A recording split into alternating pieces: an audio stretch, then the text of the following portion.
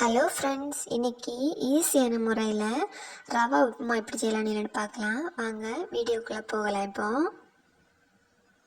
இப்போது ரவை வறுத்தெடுக்கணும். நான் 2 கப் ரவை எடுத்துருக்கேன். ரவை வறுக்கும்போது லைட்டாக ஒரு கலர் சேஞ்ச் ஆகி வரும். அந்த அளவுக்கு நம்ம வறுத்தெடுத்து மாற்றி வச்சுக்கலாம். இப்போ ஒரு கடாயில் கொஞ்சம் ஆயில் சேர்த்து கொஞ்சம் கடுகு போடுங்க. கடுகு போட்டியதும் கறிவேப்பிலை சேர்த்துக்கோங்க. நான் ஒரு பெரிய வெங்காயத்தை சின்னதாக கட் பண்ணி சேர்த்துருக்கேன். 2 பச்சை மிளகாயும் கட் பண்ணி ஆட் பண்ணியிருக்கேன். அது லைட்டாக கலர் மாறினதும் ஒரு கேரட் சின்னதாக கட் பண்ணி எடுத்து வச்சுருக்கேன்.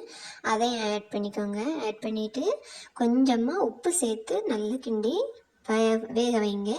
அது வேகட்டும். வெந்ததுக்கப்புறமா கொஞ்சமாக தேங்காய் ஆட் பண்ணுறேன். உங்களுக்கு வேணும்னா தேங்காய் ஆட் பண்ணிக்கோங்க. தேங்காய் வேண்டாம்னா நீங்கள் அதை ஸ்கிப் பண்ணிக்கலாம். இப்போ லைட்டாக அதை கிண்டி எடுத்துகிட்டு நம்ம இப்போ தண்ணி ஆட் பண்ணணும்.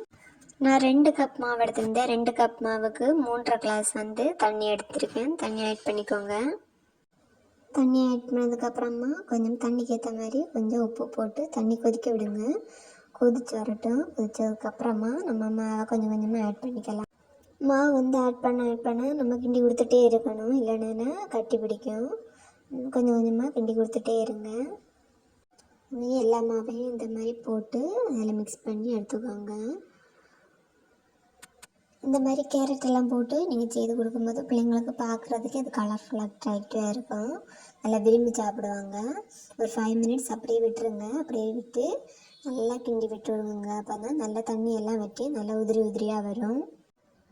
இப்போது இந்த அளவுக்கு நல்லா தண்ணி வெட்டி வரணும். தண்ணி வெட்டி வரும்போது இதுதான் கரெக்டான அளவு. இந்த டைமில் நம்ம இதை இறக்கிக்கலாம்.